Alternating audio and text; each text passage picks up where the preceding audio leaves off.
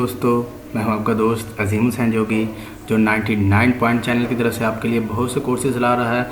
और एक कोर्स को जो कंप्लीट कर रहा है वो है कोरल ड्रा का कोर्स। ठीक है, ये इंशाल्लाह जल्दी ही कंप्लीट हो जाएगा।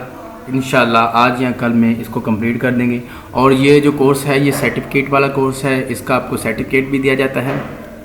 आप लोग इसको कंप्लीट करें और udaasjogi@gmail.com पर आप मेल करें। आपको सर्टिफिकेट चाहिए तो आपको कुछ प्रोजेक्ट दिए जाएंगे, ठीक है, कुछ डिज़ाइन दिए जाएंगे, आप वो बनाएंगे और उसकी गाइडलाइन भी आपको दी जाएगी। तो आपको एक सर्टिफिकेट इशू कर दिया जाएगा जो पूरे पाकिस्तान में कहीं पर भी इस्तेमाल कर सकते हैं आप। तो चलिए चलते हैं कोरल ड्रा की न्यू क्लास की तरफ, जो 13वीं क्लास है। इसमें हमने देखना है आउटलाइन को कैसे इस्तेमाल करते हैं। तो आउटलाइन को इस्तेमाल करने के कुछ बुनियादी जो असूल हैं, हम आज उनके ऊपर काम करेंगे। तो सबसे पहले ये जो असूल हैं ये उर्दू, इंग्लिश, किसी भी टाइपिंग के ऊपर हो सकते हैं। ठीक है, किसी भी लैंग्वेज के ऊपर। आप हिंदी लिखना चाहते हैं, कुछ और लिखना चाहते हैं, चाइनीज़ लिखना चाहते हैं, तो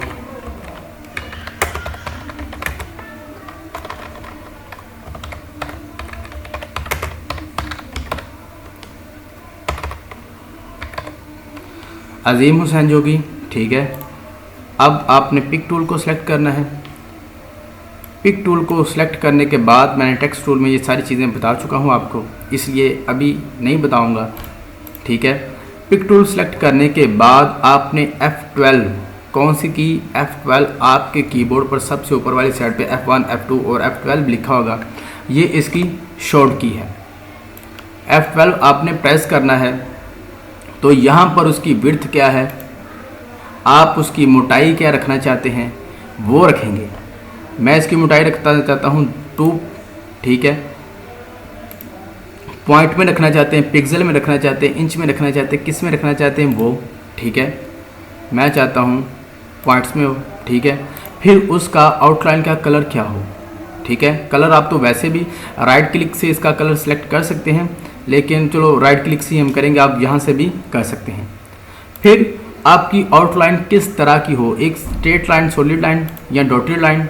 ठीक है, यहाँ से बहुत से लाइनों के जो हैं दिए गए हैं फॉर्मेट। ठीक है, फिर कॉर्नर उसका, यानी कि जहाँ से वो लाइन बेंड हो। ठीक है, मिसाल के तौर पर ये ओ है, वो पूरा गुलाई में है। अब जहाँ से बेंड हो वहाँ पर वो कैसा रहे, यानी कि नोकदार बन जाए, या थोड़ा बेंड हो, या बिल्कुल बेंड हो जाए। ठीक है, बेवल कॉर्नर। ठीक है, राउंडेड सेंटर। ठीक है, और मिडेड कॉर्नर। ठीक है, ये राउंड आम तौर पर हम राउंड रखते हैं, वो इस वजह से राउंड रखते हैं। यहाँ पर आप इसको देख सकते हैं, ये कैसा आएगा फॉर्मेट के हिसाब से। ठीक है, राउंड रखते हैं वो इस वजह से कि हमारी जो अक्सर जो उर्दू टाइपिंग के फ़ॉन्ट हैं या इंग्लिश टाइपिंग के फ़ॉन्ट हैं उनमें गुलाइयाँ वगैरह आती हैं, इस वजह से इसको हम रखते हैं गुलाई में। अगर ये टेक्स्ट टूल में इस्तेमाल करें, अगर किसी ऑब्जेक्ट में जैसे कोई शेप है तो उसमें इस्तेमाल करना है, तो उसमें फिर आप जैसा शेप के मुताबिक कर सकते हैं। लाइन कैप्स, लाइन जो कैप आप इसको भी राउंड रखें। ठीक है, ताकि जो लाइनें हैं वो दोनों आपस में जुड़ी हुई नज़र आएँ। ठीक है, ये बिल्कुल वैसे ही रहने दें। Outside position, middle position. ठीक है, ये बिल्कुल वैसे रहने दें। आप इसको यहाँ पर सिलेक्ट करें। बिहाइंड फिल और स्केल विद ऑब्जेक्ट, यानी कि ऑब्जेक्ट के मुताबिक ही ये चेंज हो।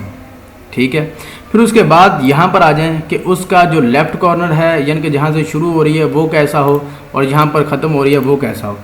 ये दोनों चीज़ें भी बहुत अहम नहीं हैं, इस वजह से इनको हम छेड़ेंगे नहीं, लेकिन आपको बता दिया है ये किस लिए इस्तेमाल होती हैं, आप इसको कर सकते हैं। अब करें ओके। अब देख लें, जो इसकी आउटलाइन थी हमने डॉट लगाई, तो F प्रेस करें, F12 प्रेस करें और हम सॉलिड लाइन लगा लेते हैं। अब ये देख, अब जो इसका कलर चेंज करना है, तो आपने ये जो कलर पैलेट है इसके ऊपर यहाँ पर क्लिक करें, जो 3 डॉटेड बने हुए हैं इसके ऊपर क्लिक करेंगे आप,